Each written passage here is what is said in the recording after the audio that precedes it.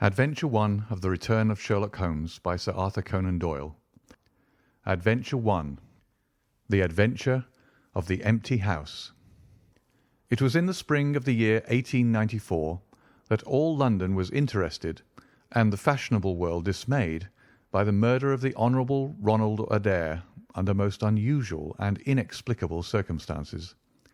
The public has already learned those particulars of the crime which came out in the police investigation, but a good deal was suppressed upon that occasion, since the case for the prosecution was so overwhelmingly strong that it was not necessary to bring forward all the facts.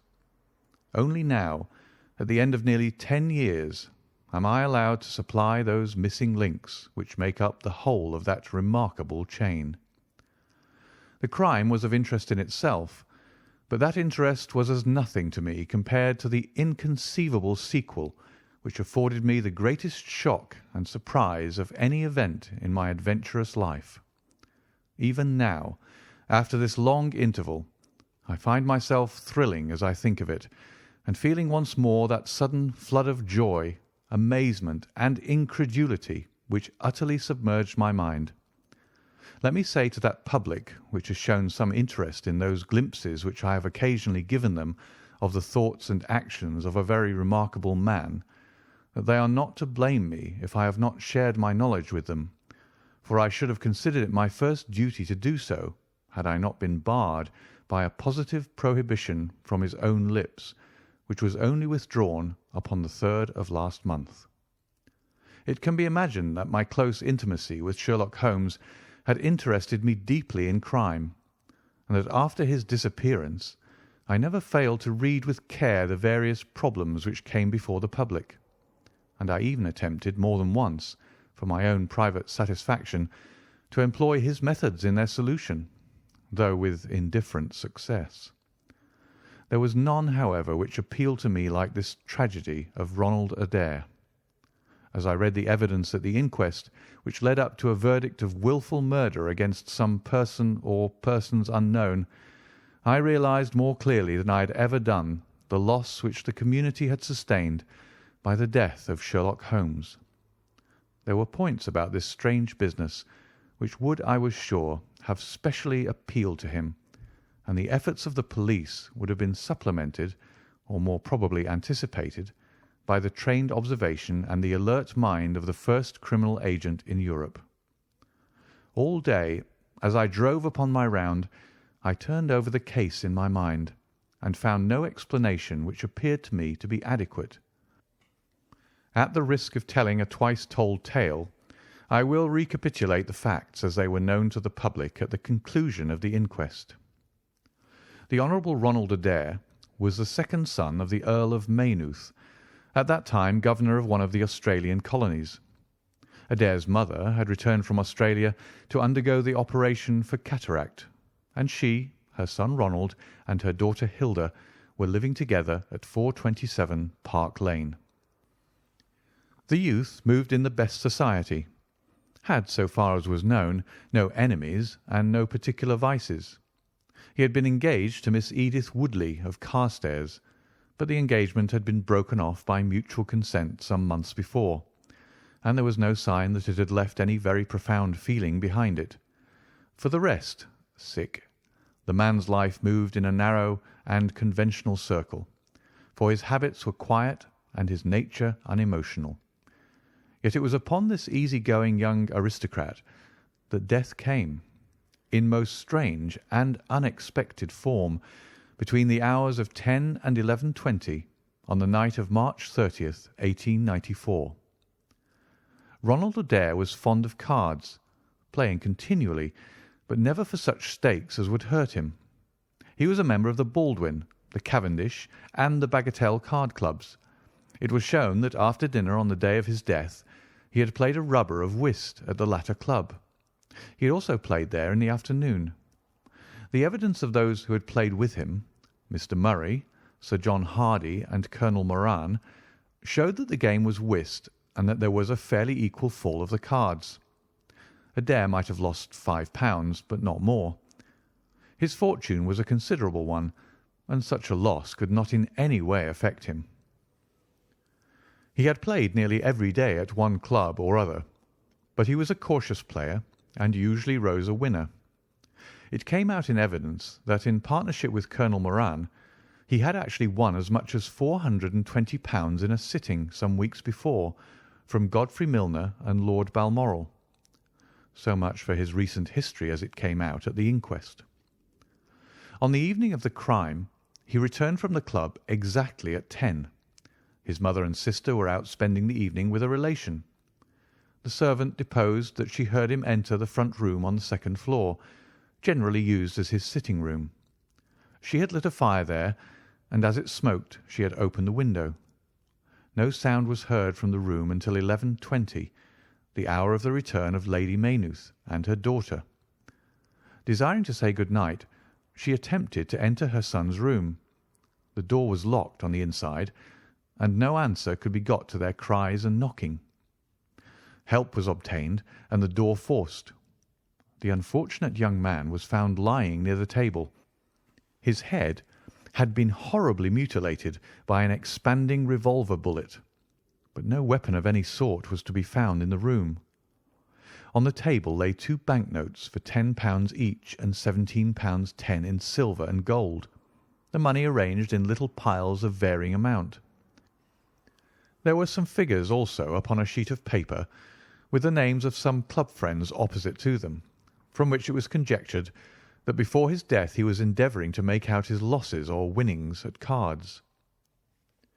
A minute examination of the circumstances served only to make the case more complex. In the first place, no reason could be given why the young man should have fastened the door upon the inside. There was the possibility that the murderer had done this, and had afterwards escaped by the window. The drop was at least 20 feet, however, and a bed of crocuses in full bloom lay beneath. Neither the flowers nor the earth showed any sign of having been disturbed, nor were there any marks upon the narrow strip of grass which separated the house from the road. Apparently, therefore, it was the young man himself who had fastened the door. But how did he come by his death? No one could have climbed up to the window without leaving traces. Suppose a man had fired through the window, he would indeed be a remarkable shot who could with a revolver inflict so deadly a wound. Again, Park Lane is a frequented thoroughfare. There's a cab stand within 100 yards of the house.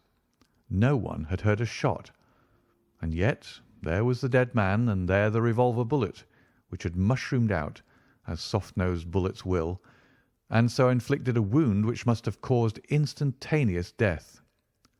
Such were the circumstances of the Park Lane mystery, which were further complicated by entire absence of motive, since, as I have said, young Adair was not known to have any enemy, and no attempt had been made to remove the money or valuables in the room.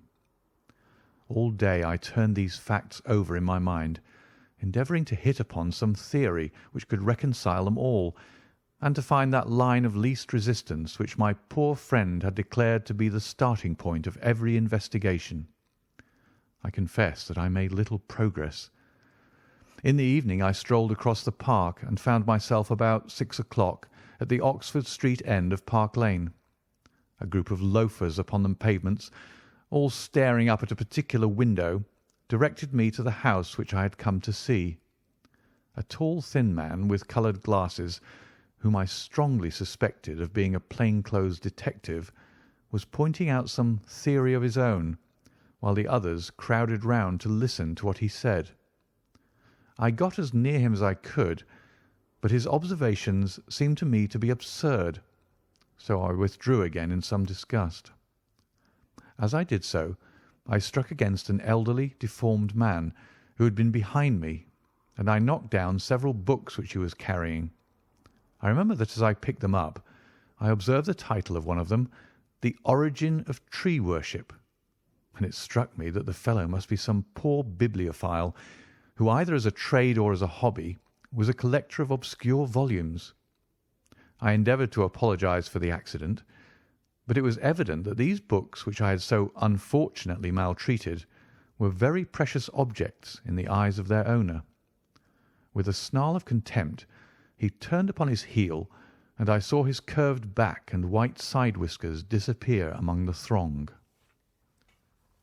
My observations of No. 427 Park Lane did little to clear up the problem in which I was interested.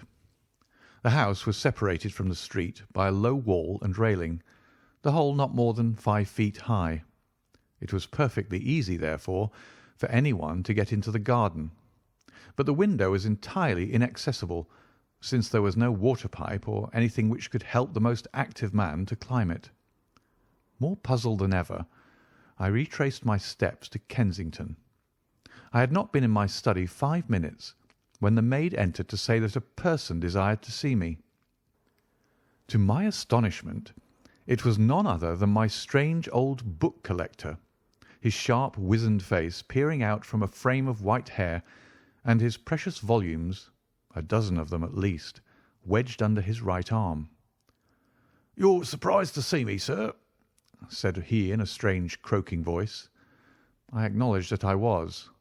"Well, I have a conscience, sir, and when I chanced to see you go into this house, as I came hobbling after you, I thought to myself, I'll just step in and see what kind of gentleman, and tell him that if I was a bit gruff in my manner, that there was not any harm meant, and that I am much obliged to him for picking up my books." "You make too much of a trifle," said I. "May I ask how you knew who I was?" "Well, sir, it isn't too great a liberty. I am a neighbour of yours, for you'll find my little bookshop at the corner of Church Street, and very happy to see you, I am sure. Maybe you collect yourself, sir. Here's British Birds and Catullus and the Holy War. A bargain, every one of them. With 5 volumes you could just fill that gap on that second shelf. It looks untidy, does it not, sir?" I moved my head to look at the cabinet behind me. When I turned again, Sherlock Holmes was standing smiling at me across my study table. I rose to my feet, stared at him for some seconds in utter amazement, and then it appears that I must have fainted, for the first and the last time in my life. Certainly a grey mist swirled before my eyes, and when it cleared I found my collar ends undone and the tingling aftertaste of brandy upon my lips. Holmes was bending over my chair, his flask in his hand. "My dear Watson," said the well-remembered voice, "I owe you 1,000 apologies. I had no idea that you would be so affected." I gripped him by the arms. "Holmes," I cried, "is it really you? Can it indeed be that you are alive? Is it possible that you succeeded in climbing out of that awful abyss?" "Wait a moment," said he. "Are you sure that you're really fit to discuss things? I have given you a serious shock by my unnecessarily dramatic reappearance." "I'm all right, but indeed, Holmes, I can hardly believe my eyes. Good heavens, to think that you of all men, should be standing in my study." Again I gripped him by the sleeve and felt the thin, sinewy arm beneath it. "Well, you're not a spirit, anyhow," said I. "My dear chap, I'm overjoyed to see you. Sit down and tell me how you came alive out of that dreadful chasm." He sat opposite to me and lit a cigarette in his old, nonchalant manner. He was dressed in the seedy frock-coat of the book merchant, but the rest of that individual lay in a pile of white hair and old books upon the table. Holmes looked even thinner and keener than of old, but there was a dead white tinge in his aquiline face which told me that his life recently had not been a healthy one. "I am glad to stretch myself, Watson," said he. "It is no joke when a tall man has to take a foot off his stature for several hours on end. Now, my dear fellow, in the matter of these explanations we have, if I may ask for your cooperation, a hard and dangerous night's work in front of us. Perhaps it would be better if I gave you an account of the whole situation when that work is finished." "I am full of curiosity. I should much prefer to hear it now." "You'll come with me tonight?" "When you like and where you like." "This is indeed like the old days. We shall have time for a mouthful of dinner before we need go.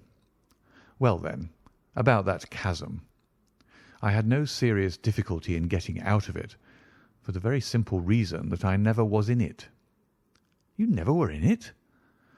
"No, Watson, I never was in it. My note to you was absolutely genuine. I had little doubt that I had come to the end of my career when I perceived the somewhat sinister figure of the late Professor Moriarty standing upon the narrow pathway which led to safety. I read an inexorable purpose in his grey eyes. I exchanged some remarks with him, therefore, and obtained his courteous permission to write the short note which you afterwards received. I left it with my cigarette box and my stick, and I walked along the pathway, Moriarty still at my heels. When I reached the end, I stood at bay. He drew no weapon, but he rushed at me and threw his long arms around me. He knew that his own game was up, and was only anxious to revenge himself upon me. We tottered together upon the brink of the fall. I have some knowledge, however, of baritsu, or the Japanese system of wrestling, which has more than once been very useful to me. I slipped through his grip, and he, with a horrible scream, kicked madly for a few seconds and clawed the air with both his hands. But for all his efforts, he could not get his balance, and over he went. With my face over the brink, I saw him fall for a long way. Then he struck a rock, bounded off, and splashed into the water. I listened with amazement to this explanation which Holmes delivered between the puffs of his cigarette. "But the tracks!" I cried. "I saw with my own eyes that two went down the path and none returned." "It came about in this way. The instant that the Professor had disappeared, it struck me what a really extraordinarily lucky chance fate had placed in my way. I knew that Moriarty was not the only man who had sworn my death. There were at least 3 others whose desire for vengeance upon me would only be increased by the death of their leader. They were all most dangerous men. One or other would certainly get me. On the other hand, if all the world was convinced that I was dead, they would take liberties, these men. They would soon lay themselves open, and sooner or later I could destroy them. Then it would be time for me to announce that I was still in the land of the living. So rapidly does the brain act that I believe I had thought this all out before Professor Moriarty had reached the bottom of the Reichenbach Fall. I stood up and examined the rocky wall behind me. In your picturesque account of the matter, which I read with great interest some months later, you assert that the wall was sheer. That was not literally true. A few small footholds presented themselves, and there was some indication of a ledge. The cliff is so high that to climb it all was an obvious impossibility, and it was equally impossible to make any way along the wet path without leaving some tracks. I might, it is true, have reversed my boots, as I have done on similar occasions, but the sight of 3 sets of tracks in one direction would certainly have suggested a deception. On the whole, then, it was best that I should risk the climb. It was not a pleasant business, Watson. The fall roared beneath me. I am not a fanciful person, but I give you my word that I seemed to hear Moriarty's voice screaming at me out of the abyss. A mistake would have been fatal. More than once, as tufts of grass came out in my hand or my foot slipped in the wet notches of the rock, I thought that I was gone. But I struggled upward, and at last I reached a ledge several feet deep and covered with soft green moss, where I could lie unseen in the most perfect comfort. There I was stretched when you, my dear Watson, and all your following were investigating in the most sympathetic and inefficient manner the circumstances of my death. At last, when you had all formed your inevitable and totally erroneous conclusions, you departed for the hotel and I was left alone. I had imagined that I had reached the end of my adventures, but a very unexpected occurrence showed me that there were surprises still in store for me. A huge rock, falling from above, boomed past me, struck the path and bounded over into the chasm. For an instant I thought that it was an accident. But a moment later, looking up, I saw a man's head against the darkening sky, and another stone struck the very ledge upon which I was stretched, within a foot of my head. Of course, the meaning of this was obvious. Moriarty had not been alone. A confederate, and even that one glance had told me how dangerous a man that confederate was, had kept guard while the professor had attacked me. From a distance, unseen by me, he had been a witness of his friend's death and of my escape. He had waited, and then making his way round to the top of the cliff, he had endeavoured to succeed where his comrade had failed. I did not take long to think about it, Watson. Again I saw that grim face look over the cliff, and I knew that it was the precursor of another stone. I scrambled down onto the path. I don't think I could have done it in cold blood. It was 100 times more difficult than getting up. But I had no time to think of the danger, for another stone sang past me as I hung by my hands from the edge of the ledge. Halfway down I slipped, but by the blessing of God I landed torn and bleeding upon the path. I took to my heels, did 10 miles over the mountains in the darkness, and a week later I found myself in Florence, with the certainty that no one in the world knew what had become of me. I had only one confidant, my brother Mycroft. I owe you many apologies, my dear Watson, but it was all important that it should be thought I was dead, and it is quite certain that you would not have written so convincing an account of my unhappy end had you not yourself thought that it was true. Several times during the last 3 years I have taken up my pen to write to you, but always I feared lest your affectionate regard for me should tempt you to some indiscretion which would betray my secret.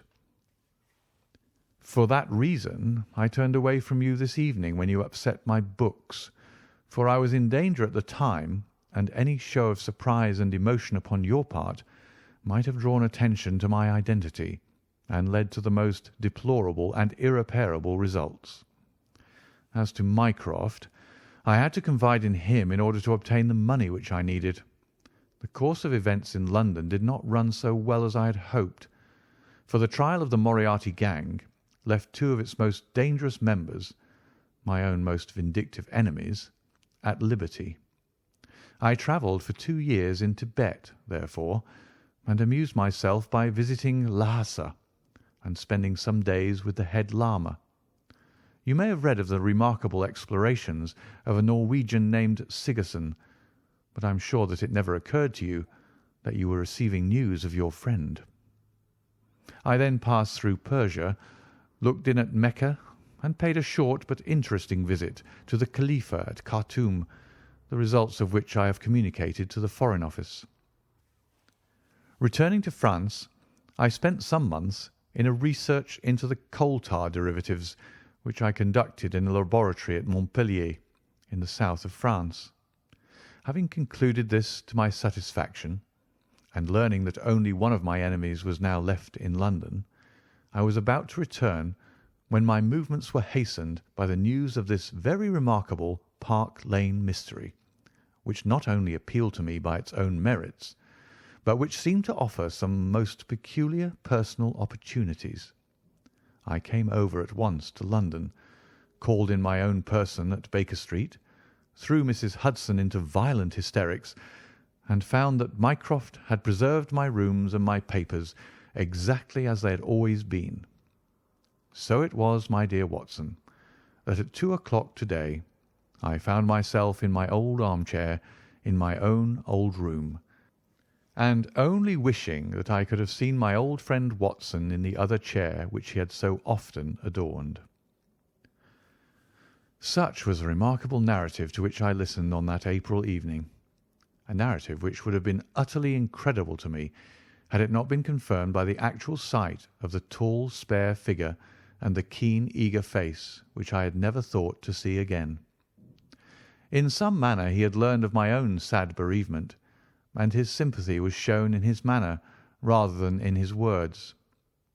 "Work is the best antidote to sorrow, my dear Watson," said he, "and I have a piece of work for us both to-night, which, if we can bring it to a successful conclusion, will in itself justify a man's life on this planet." In vain I begged him to tell me more. "You will hear and see enough before morning," he answered. "We have 3 years of the past to discuss. Let that suffice until 9:30, when we start upon the notable adventure of the empty house." It was indeed like old times, when at that hour I found myself seated beside him in a hansom, my revolver in my pocket, and the thrill of adventure in my heart. Holmes was cold and stern and silent. As the gleam of the street lamps flashed upon his austere features, I saw that his brows were drawn down in thought and his thin lips compressed.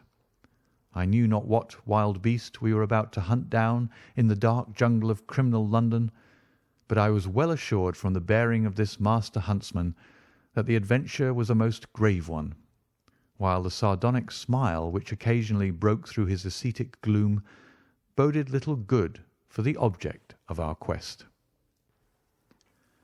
I had imagined that we were bound for Baker Street, but Holmes stopped the cab at the corner of Cavendish Square. I observed that as he stepped out he gave a most searching glance to right and left, and at every subsequent street corner he took the utmost pains to assure that he was not followed. Our route was certainly a singular one.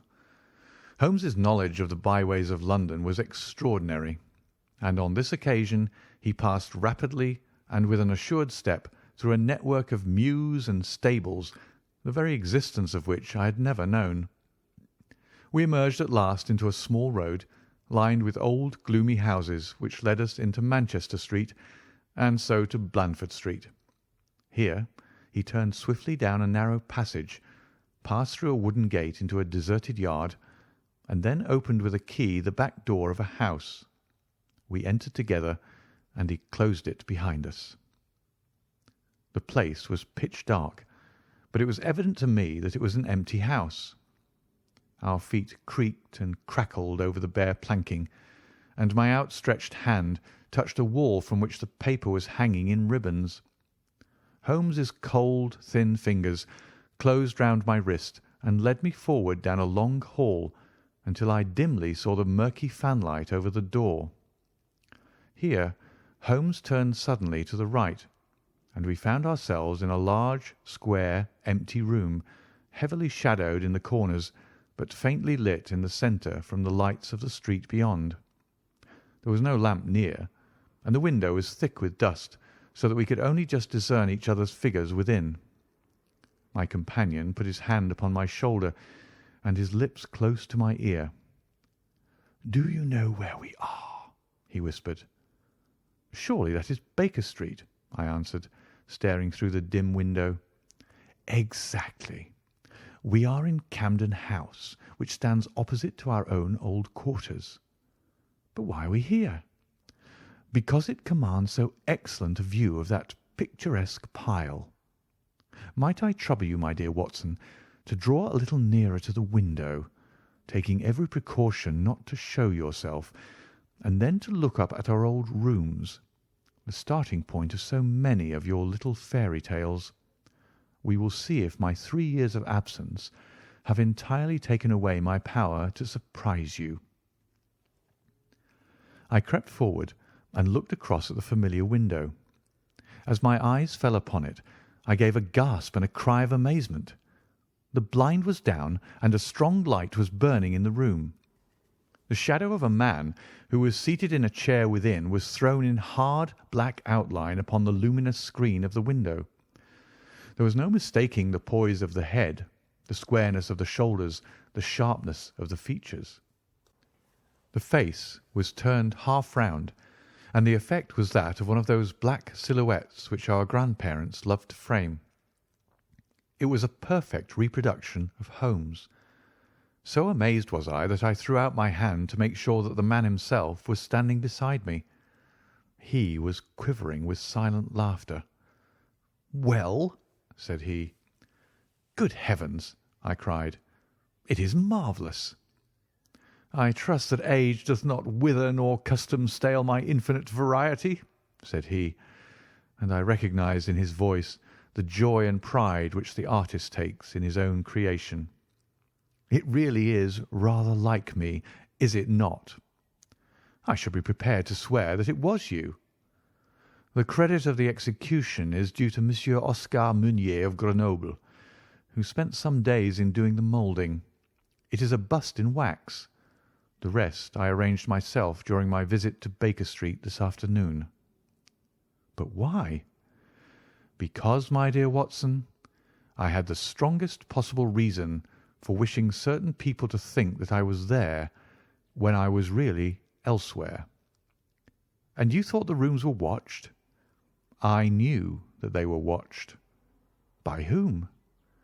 "By my old enemies, Watson, by the charming society whose leader lies in the Reichenbach Fall. You must remember that they knew, and only they knew, that I was still alive. Sooner or later they believed that I should come back to my rooms. They watched them continuously, and this morning they saw me arrive." "How do you know?" "Because I recognised their sentinel when I glanced out of my window. He is a harmless enough fellow, Parker by name, a garrotter by trade, and a remarkable performer upon the Jew's harp.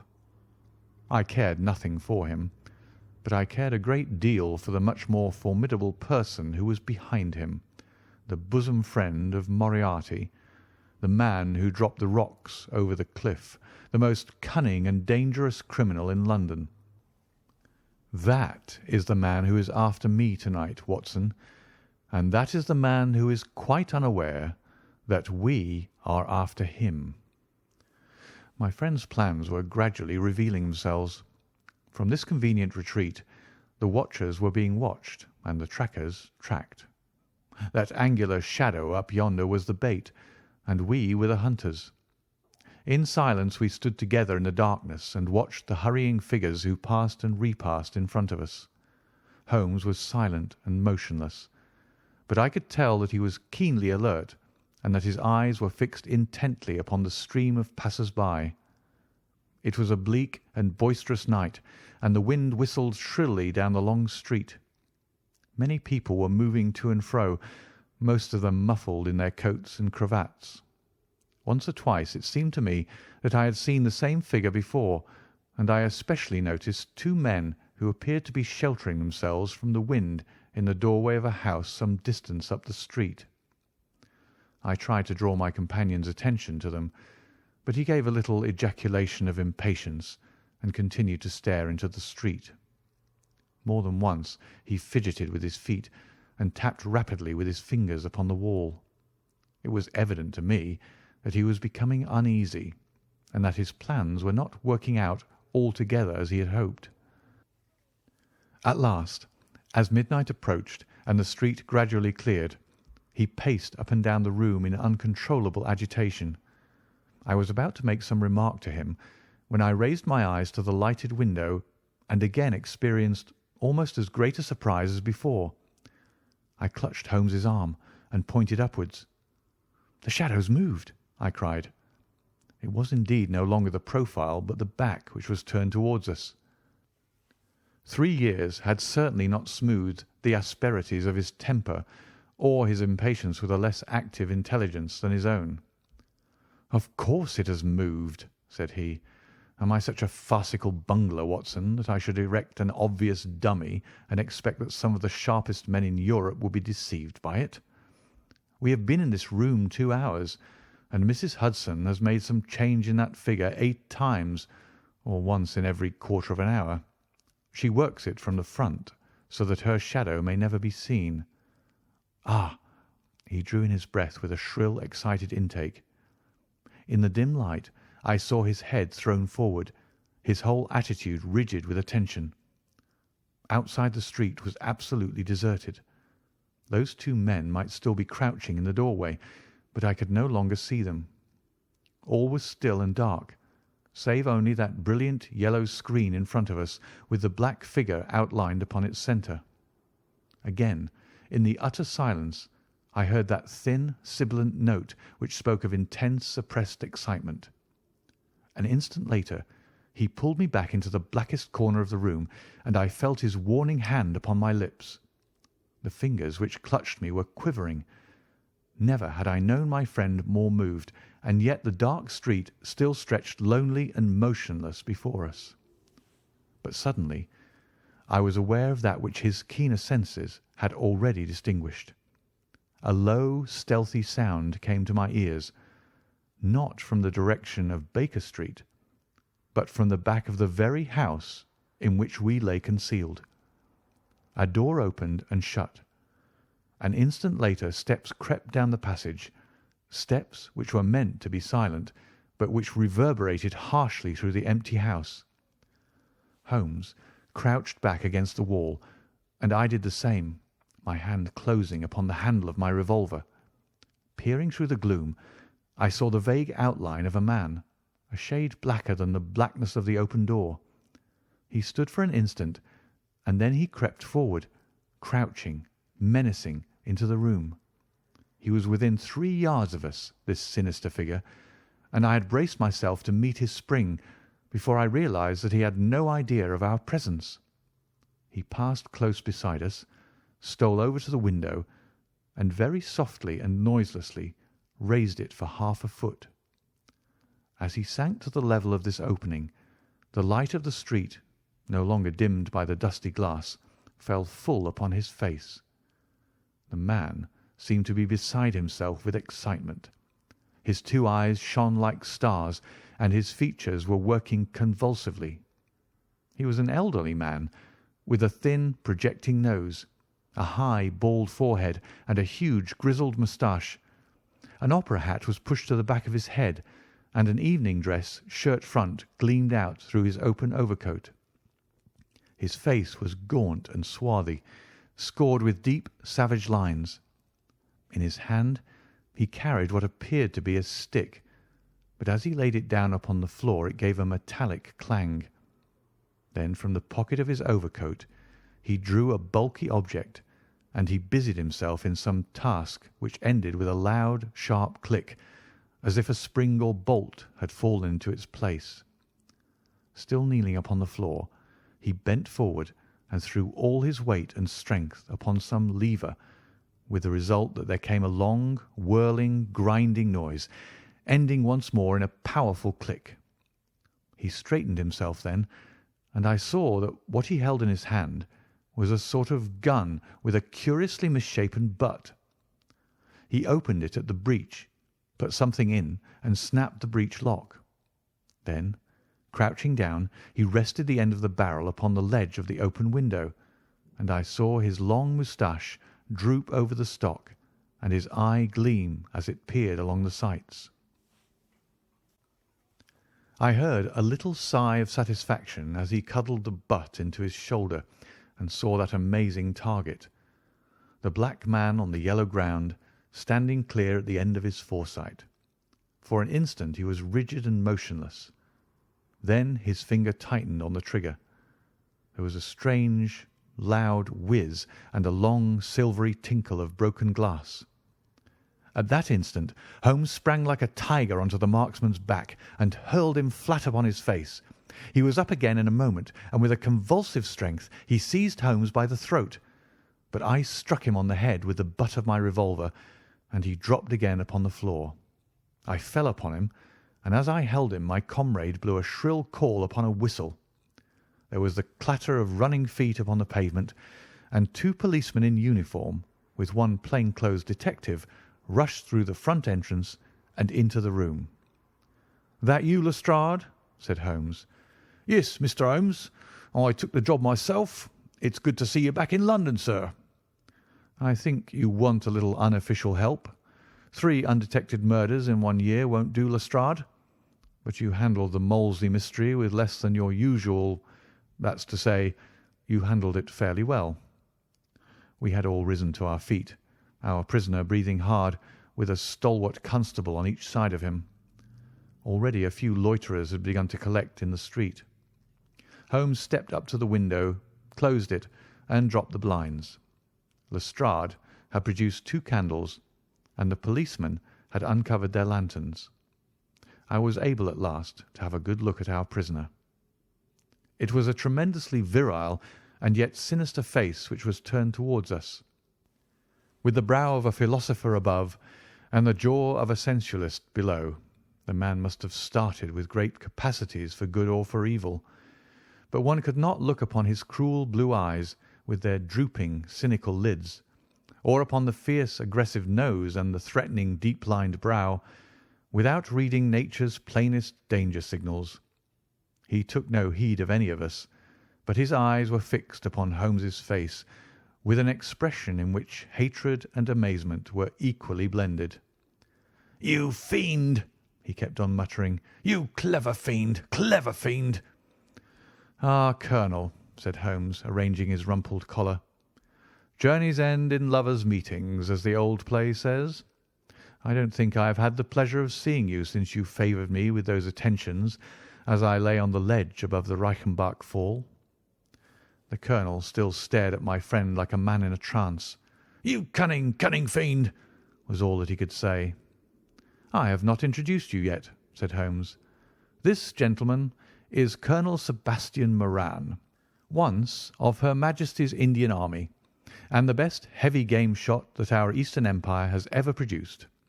I believe I am correct, Colonel, in saying that your bag of tigers still remains unrivalled?" The fierce old man said nothing, but still glared at my companion with his savage eyes and bristling moustache. He was wonderfully like a tiger himself. "I wonder that my very simple stratagem could deceive so old a shikari," said Holmes. "It must be very familiar to you.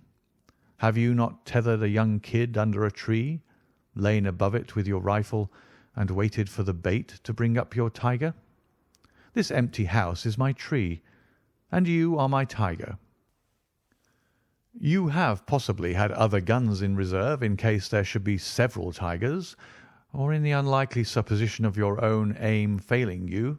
These," he pointed around, "are my other guns. The parallel is exact." Colonel Moran sprang forward with a snarl of rage, but the constables dragged him back. The fury upon his face was terrible to look at. "I confess that you had one small surprise for me," said Holmes. "I did not anticipate that you would yourself make use of this empty house and this convenient front window. I had imagined you as operating from the street, where my friend Lestrade and his merry men were awaiting you.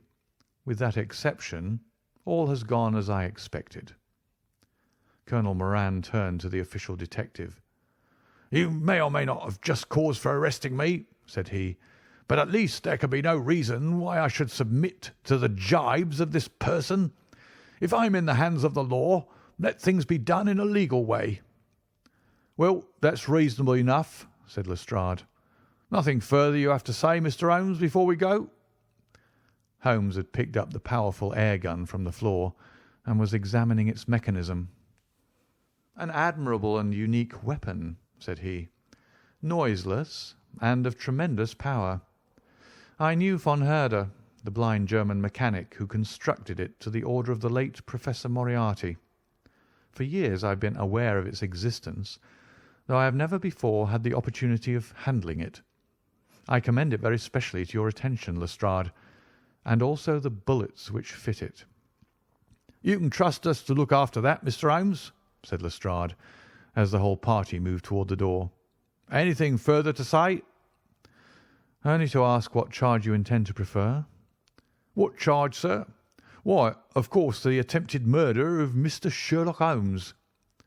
"Not so, Lestrade. I do not propose to appear in the matter at all.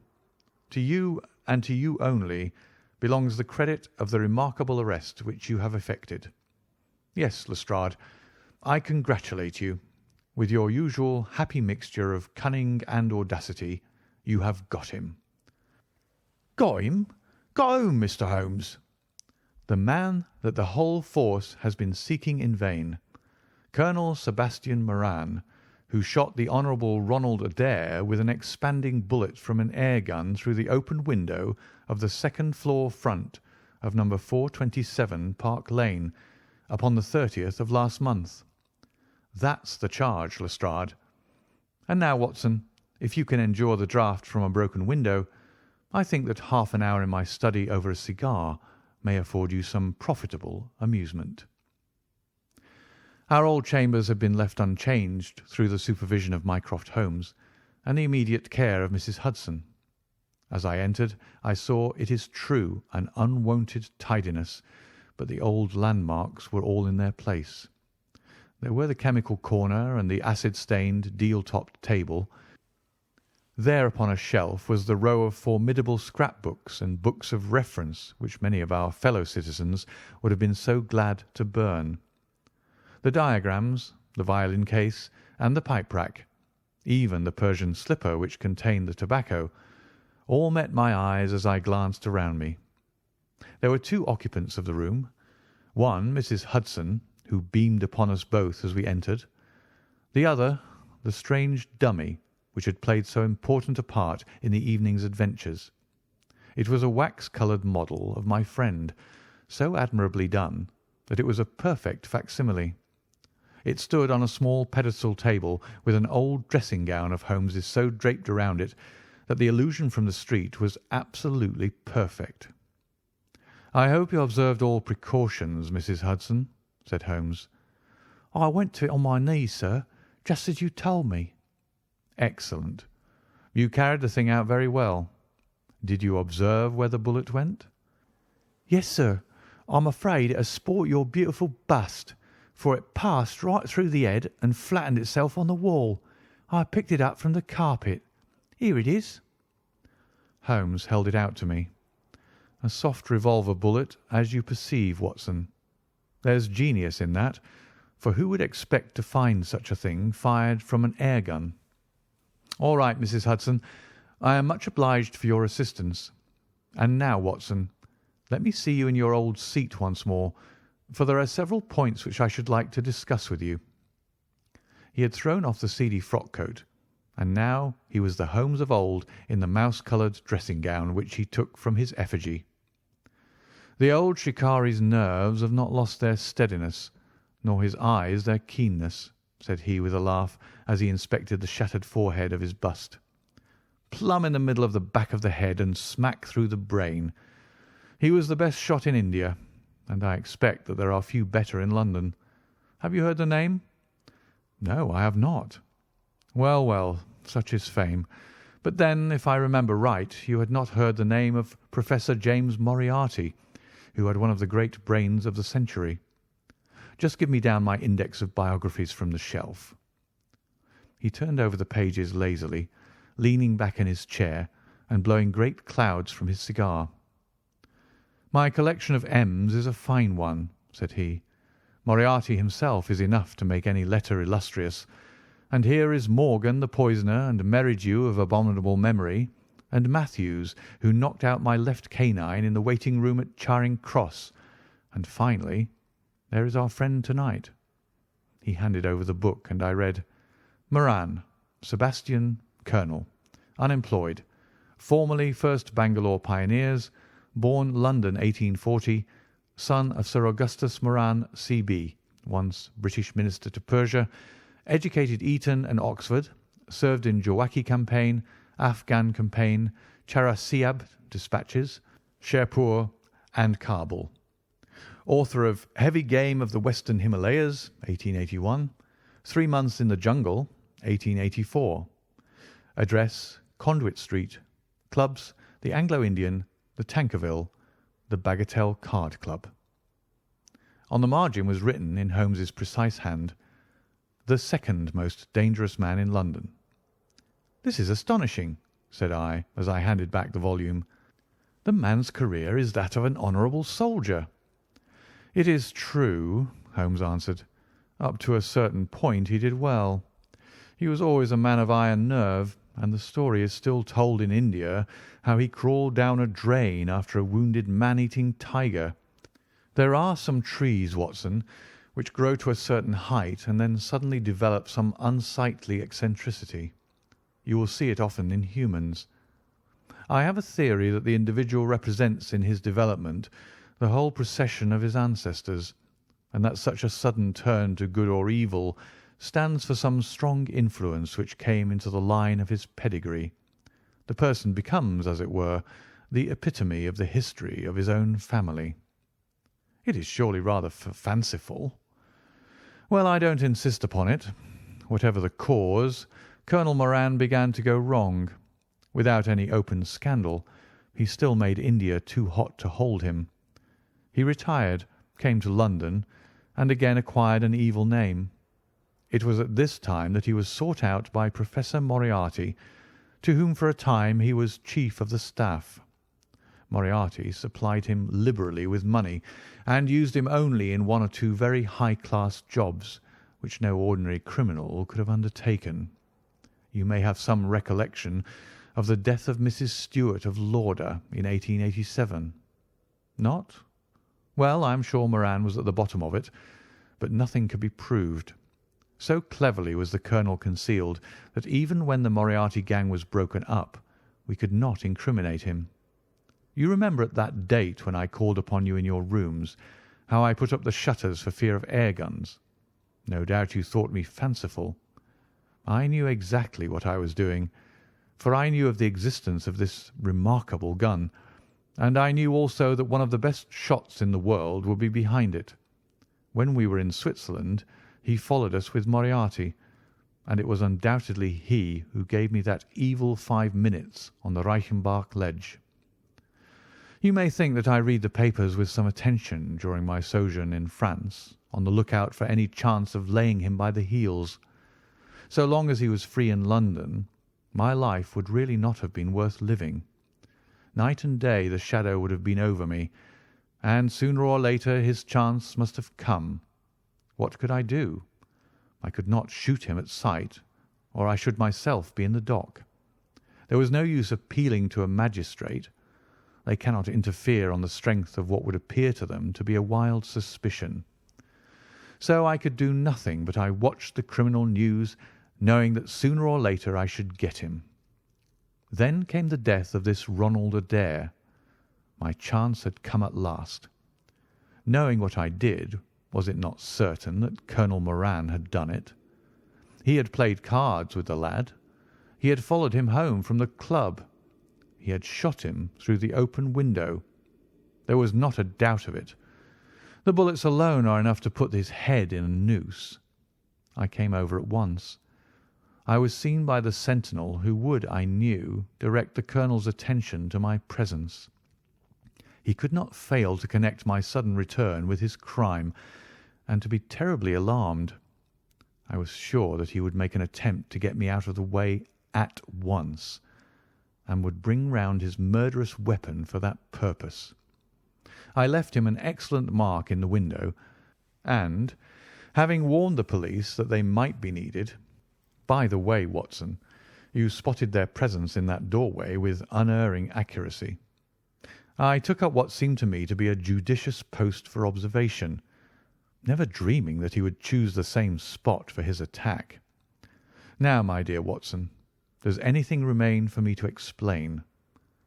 Yes, said I. You've not made it clear what was Colonel Moran's motive in murdering the Honourable Ronald Adair. Ah, my dear Watson, there we come into those realms of conjecture where the most logical mind may be at fault. Each may form his own hypothesis upon the present evidence, and yours is as likely to be correct as mine. You have formed one, then? I think that it is not difficult to explain the facts. It came out in evidence that Colonel Moran and young Adair had between them won a considerable amount of money. Now, Moran undoubtedly played foul. Of that I have long been aware. I believe that on the day of the murder Adair had discovered that Moran was cheating. Very likely he had spoken to him privately, and had threatened to expose him unless he voluntarily resigned his membership of the club and promised not to play cards again. It is unlikely that a youngster like Adair would at once make a hideous scandal by exposing a well-known man so much older than himself. Probably he acted as I suggest. The exclusion from his clubs would mean ruin to Moran, who lived by his ill-gotten card gains. He therefore murdered Adair, who at the time was endeavouring to work out how much money he should himself return, since he could not profit by his partner's foul play. He locked the door lest the ladies should surprise him and insist upon knowing what he was doing with these names and coins. Will it pass? I have no doubt that you have hit upon the truth. It will be verified or disproved at the trial. Meanwhile, come what may, Colonel Moran will trouble us no more. The famous air gunner von Herder will embellish the Scotland Yard Museum. And once again, Mr. Sherlock Holmes is free to devote his life to examining those interesting little problems which the complex life of London so plentifully presents. End of The Empty House.